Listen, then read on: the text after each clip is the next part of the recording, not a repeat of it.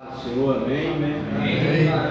Desde já eu quero dizer que é uma satisfação enorme estar aqui falando com os meus colegas, alguns amigos em particular.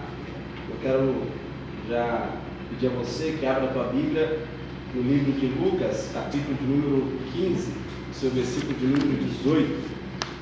Lucas, capítulo 15, versículo de número 18. Nós vamos falar sobre reconciliação nessa noite. Versículo 18 diz assim: Levantar-me-ei e irei ter com meu pai, e dir-lhe-ei: Pai, pequei contra o céu e perante ti. Já não sou digno de ser chamado teu filho, faze-me como um dos teus trabalhadores. É certo afirmar que o jovem estava decidido a ir embora da casa do pai. E o que o levou a tomar essa decisão foi justamente o desejo de conhecer o desconhecido. E quantas vezes somos conduzidos por este desejo? E ao invés de renunciarmos, aceitamos pelo fato de acharmos que a nossa decisão é a melhor decisão e a mais correta. O que vemos nesse texto, dentro da sua narrativa, é um jovem decidido a abandonar a casa do seu pai. E quando ele chega para o seu pai, ele diz: Pai, dá-me a parte da minha fazenda que me pertence, porque eu vou para uma terra longínqua. E esse jovem já estava decidido a deixar a casa do seu pai. Nesse momento eu imagino, juntamente com vocês, a atitude desse pai. Eu imagino o semblante que esse pai, nesse momento, esposa. A sua reação é uma reação na qual ele deixa o teu filho ir. Eu imagino ele na sua escrivania, assinando o testamento, ou melhor, testamentário, passando para ele a tua herdade, a tua herança. E esse jovem afoito, alegre, feliz, porque o coração desse jovem estava justamente no desejo do desconhecido. Esse jovem não queria uma outra coisa, não tinha nada que mudava a tua mente, não tinha nada que mudava a sua visão. O que ele queria era ir para essa terra longínqua. O desejo já estava no seu coração. Mas o semblante desse pai, eu quero conjecturar e entender que não era um semblante de um homem feliz, alegre, porque ele observa o teu filho antecipando algo que após a tua morte aconteceria de fato. Porque ele era o herdeiro e com o seu irmão também era herdeiro. Mas esse pai, ele não impede o teu filho de ir embora. E nesse momento, dias depois, eu imagino esse menino com um sorriso enorme, com a mala nas tuas mãos, com a porteira aberta, e ele indo para um mundo desconhecido. E de repente, quando ele chega nesse mundo desconhecido, uma das coisas que ele vai fazer, que vai dar origem ao teu nome como filho pródigo na parábola, ele é o gastador. E nesse momento ele começa a gastar. Eu imagino que ele encontra as melhores meretrizes naquela cidade, ele encontra os melhores bordéis naquela cidade, ele encontra os melhores amigos. Porque assim, eu já abro parênteses para aplicarmos algo na nossa vida. Quando temos do que dar para alguém, oferecer a alguém, e eu falo do dinheiro, nós temos amigos, temos pessoas do nosso lado, temos pessoas que batem no nosso ombro, diz que agora é o nosso amigo. E eu fecho aspas. Eu imagino esse jovem desta forma, e ele aplicando o teu dinheiro, e ele aplicando a tua herdade. Ele poderia nesse momento imaginar que aquela herança poderia se perder com o tempo, sim, ele poderia parar e pensar. Mas ele não pensou, não imaginou, porque ele não contava com aquilo que ele iria viver. Mas tudo isso originou após uma tomada de decisão. Tudo isso o levou após uma tomada de decisão. Eu quero já abrir um parênteses para nós entendermos algo muito óbvio na nossa vida. São as nossas decisões que nos levará à nossa realização. São as nossas decisões que nos levará ao caminho certo ou ao caminho errado. Aonde chegaremos, se chegaremos longe ou não. São as nossas decisões que resultam no que somos de fato. E quando eu fecho parênteses, eu imagino esse jovem. E ele vai cair em si em algo que ele não tinha percebido. Porque a primeira coisa que vai acontecer é a tua herança, é a tua herdade. Acabou a tua herança, não tem mais dinheiro. Eu imagino o semblante desse jovem. O semblante desse jovem era um semblante decaído. Um jovem que há poucos dias, vamos assim dizer, estava feliz, alegre, contente, dizendo: eu tenho do que gastar, eu tenho porque está sobejando nas minhas mãos. Mas agora ele não tem mais nada. E de repente ele se depara com a fome. Mas ele lembra de algo muito forte na sua vida. Ele lembra do lar, da casa do pai dele. E quando nos reportamos para a casa do pai, o que percebemos lá é o afeto do pai, é o abraço do pai, é o carinho do pai. Mas agora ele está numa terra longínqua, numa terra desconhecida, aonde ele não tem mais o amparo do pai, aonde ele não tem mais quem fale para ele o caminho certo a tomar, o que se fazer de fato. Mas ele se depara com algo também muito forte na sua vida, que te faz sentir saudade, porque agora ele sente fome. E durante o tempo de estadia nessa cidade, essa cidade agora declara-se fome. E enquanto a fome está sendo estabelecida nessa cidade, ele deseja comer alguma coisa, mas ele sente algo forte dentro de si, porque o estômago dele estava querendo se alimentar de alguma coisa, mas ele lembra da casa do pai. E o que faz ele lembrar da casa do pai é justamente a mesa. E quando nós falamos de mesa, dentro desse momento de tristeza, de amargura de alma que ele estava, fala de comunhão. A sua tomada de decisão pelo caminho que se levou, ele se deparou num momento em que a mesa do pai era o momento da sua comunhão. A mesa do pai era o momento de que todos iriam sentar à roda da mesa. E interessante que dentro da casa do pai há algo que acontece que deixa esse jovem, ao lembrar, perplexo. Porque o jovem lembra de algo muito forte. O pai convida todos os trabalhadores para se assentar à mesa. O pai não via a diferença dos filhos com os trabalhadores. E quando chegamos no versículo de número 15, percebemos que esse jovem está desamparado. Ele está sem rumo, ele está sem caminho para se seguir. Ele não tem para onde ir. É aqui que ele começa a pensar: o que eu vou fazer? Eu quero aplicar algo dentro desse contexto para nossas vidas. Quantas vezes nós nos colocamos dentro desse contexto de vida? Estamos vivendo um momento de grande luta, de grande desespero por causa da decisão que tomamos lá atrás.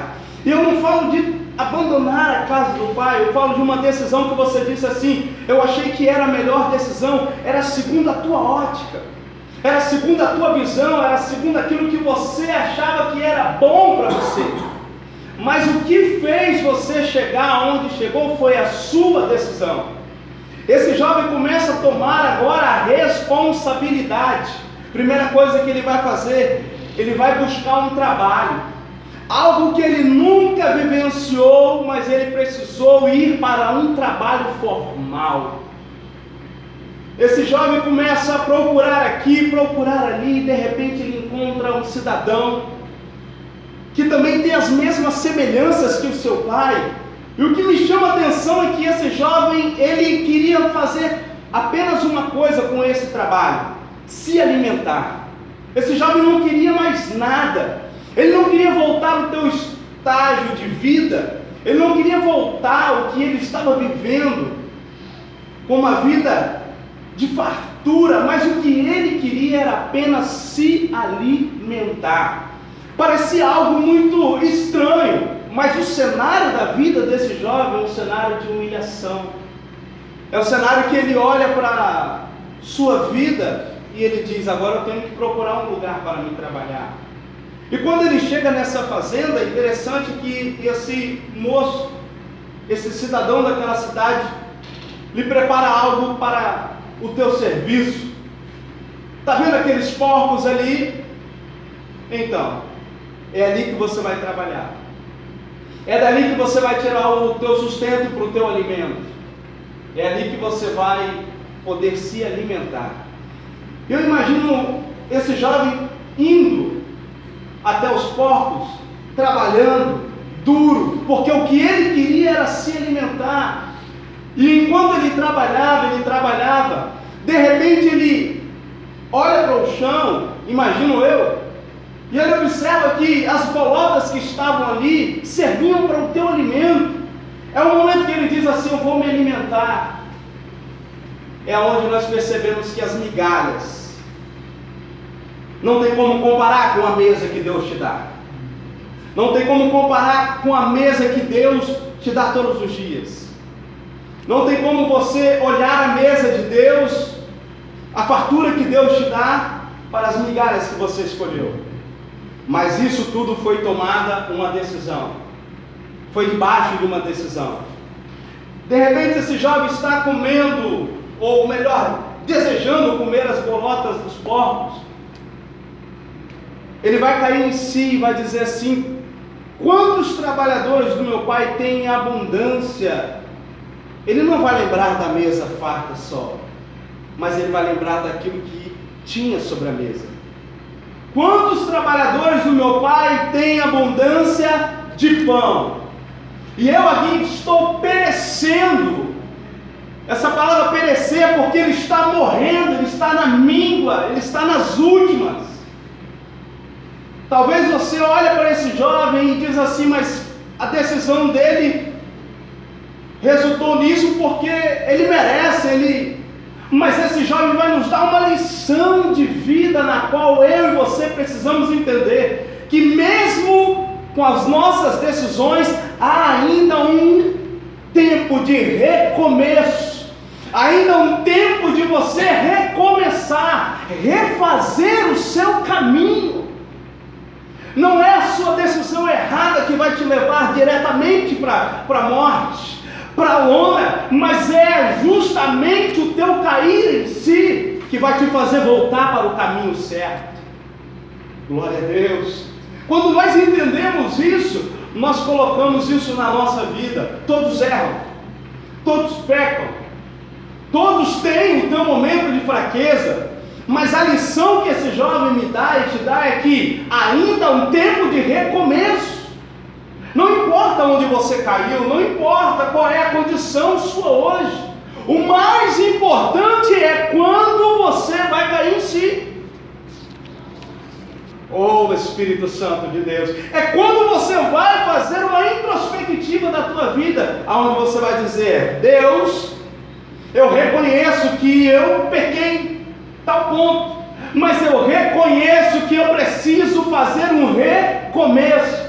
Retroceder faz parte da tua história, mas retroceder quando? Quando eu estou na lona. Eu preciso voltar para onde eu estava, de onde eu nunca deveria ter saído. Mas isso tudo é a partir do momento que você reconhece, Quando nós reconhecemos, nós temos o primeiro contato. Qual é o primeiro contato? Com a nossa consciência e com o nosso subconsciente. Eu e você temos sim isso. E quando nós tomamos ciência de que caímos, pecamos, erramos, não digo só como esse jovem que abandonou a casa do pai, mas eu digo quando você virou as costas para a tua família. Quando você disse não para aqueles que queriam te estender as mãos. Quando você disse não para aqueles que disseram assim, olha, eu estou aqui para te ajudar, e você com uma soberba, porque o que nós percebemos que esse jovem tem é uma soberba dentro do coração. É um pensamento que, ao teu bel prazer, é o que ele quer. E na maioria das vezes é o que nós queremos, é o que está certo. O que nós queremos é o que vai dar certo. Mas existem pessoas que estão ao nosso redor dizendo, você está indo para o lugar errado. Você está indo para o fim do poço. Você está indo para o lugar mais horrível, que é para se distanciar de Deus. Mas esse jovem vai lembrar de algo que nos dá a entender que o melhor lugar é a casa do Pai. Ele diz assim, levantar-me-ei e irei ter com meu Pai. Lembra do jovem do versículo de número 12, pegando a mala, dizendo, vou embora. Agora eu quero que você lembre do jovem totalmente diferente do versículo de número 17, porque esse jovem está querendo recomeçar a tua vida. Esse jovem está dizendo assim, eu tenho esperança. Oh, Anaracamantu e a Sébio rebaixando a Arábia. Esse jovem está dizendo assim, não é o fim para a minha vida, não é o fim para a minha história, não é o fim para o meu pai, porque ele está lá me esperando. E aqui faço a minha conjectura. Mas quando eu olho esse jovem, com a primeira atitude, ele vai se levantar. Ei, é tempo de sacudirmos a poeira. É tempo de entendermos que não é prostrado